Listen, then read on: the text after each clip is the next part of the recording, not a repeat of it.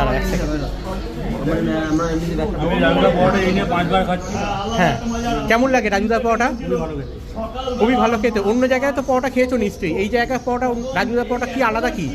পরোটা দিয়েছে তরকারি, এই তরকারিটাই হচ্ছে স্পেশালিটি, তাই তো? তরকারি হচ্ছে রাজুদা স্পেশাল, এবং এই যে ডিমটা আছে আলু মুরগির ডিম, হ্যাঁ। এটাও স্পেশাল। আচ্ছা, অন্য জায়গার যে পরোটাগুলো হয় সেগুলো কি একই টেস্ট হয় নাকি রাজুদারটা একটু আলাদা? ওটা পরোটা অনেকটা সফট হয়। অনেকটা সফট অন্য জায়গার পরোটার থেকে, আর তরকারি কোয়ালিটিও বেশি। তো দেখলেন একটা কাস্টমারের থেকে আমি একটা অনেক রিভিউ নিলাম, রাজুদার থেকে লাইভ পরোটা খাচ্ছে। আমরা যদি রিভিউ দিই তো অনেকেই আপনারা বলবেন যে আমরা হয়তো টাকা নিয়ে হয়তো ভিডিও করি, কিন্তু একজন কাস্টমার এখানে খাচ্ছিল, তার থেকে রিভিউ নিলাম, ইনি রাজুদার থেকে অনেক দিন ধরে খাচ্ছে। দাদা, তুমি কতদিন ধরে রাজুদার পরোটা খাচ্ছ?